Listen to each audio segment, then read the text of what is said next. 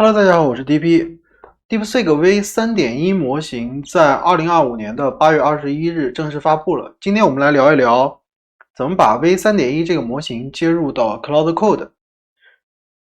首先还是打开 dpit.lab00.com， 然后这边搜索3.1，就可以找到这个 DeepSeek V 3.1接入 Cloud Code 这个视频的对应的文档。打开这个文档以后，这个视频所需要的所有的内容都在这个文档里。OK， 接下来我们来进入准备阶段。首先第一步，你需要到 DeepSeek 的开放平台申请一个 API Key， 如果不知道怎么申请，就看我在这里发的这个视频。本期视频我们用这个 Key 来做演示，视频结束以后我会把这个 Key 删除掉。这个 Key 你新建以后只会向你展示一次，所以我们找一个文本把它复制下来，就像我这样把它复制在这里就可以了。然后接下来需要在你的本地把 Cloud Code 的相关环境部署好。如果不知道怎么弄，可以看我在这里发的这个 Docker 版的 Cloud Code 运行环境构建的相关视频。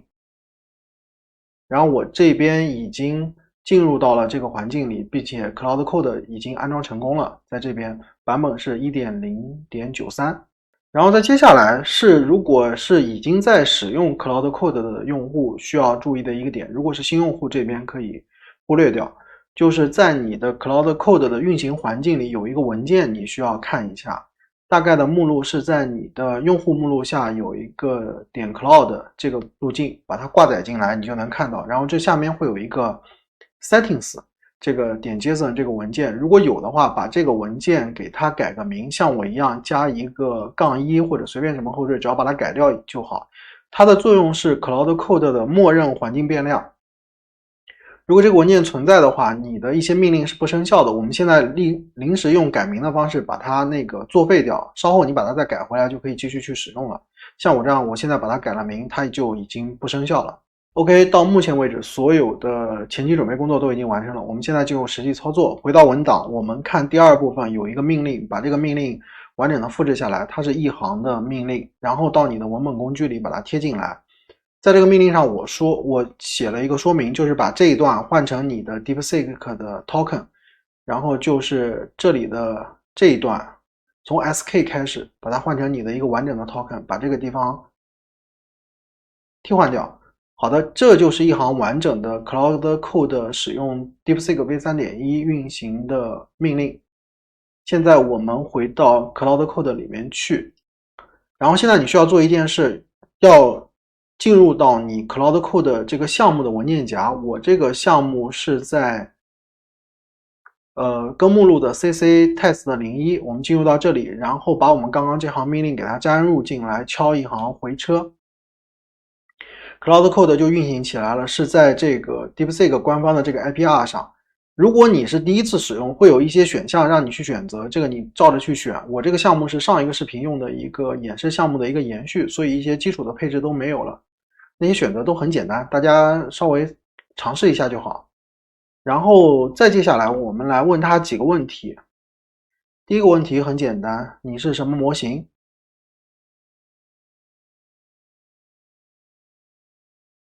好的，他回答了，它是 DeepSeek 的一个 Chat 模型，其实就是 DeepSeek V 3.1 这个模型。然后我们给它一个简单的任务，生成一份用户登录页的 layout 就是线框图，这是一种基础的编程任务，我们给它跑一下。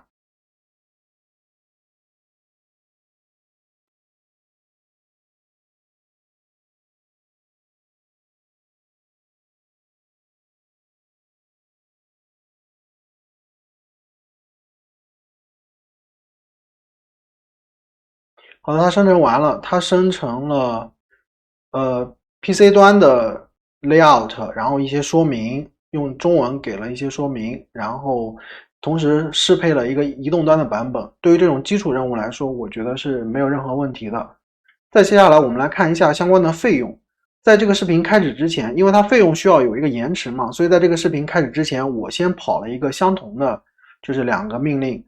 大概的请求数是用掉了6次，然后 token 数是用了6万左右，然后总费用是在 0.01 元，这个给大家做一个参考，总体来说还是挺便宜的。在这里做一个预告，我稍后会发布一个 Cloud Code 实战的一个相关视频，针对的是新手同学，如果有兴趣，欢迎关注一下。OK， 我们接下来做一个简单的总结。DeepSeek v3.1 接入 Cloud Code 的这种方式，其实就是第三方 IPR 接入的方式。正因为 Cloud Code 有了这么灵活的第三方接入的方式，也没有像其他友商那样的去限制，所以我才开了 Cloud Code 这个 AI 编程的相关视频。然后呢，对于刚入门的同学，我觉得用 DeepSeek v3.1 做一个起点是比较合适的，因为它的成本更低，稳定性更好。然后性能嘛，我觉得处理一些比较简单的任务是没有问题的，用来学习也没有问题。好的，这就是这期 DeepSeek v3.1 IPR 接入 Cloud Code 视频的全部内容。如果这期视频对你有帮助，请帮忙点赞和转发。如果你有相同的经验想要分享，或者遇到相关问题，欢迎留言。我是 DP，我们下一期再见。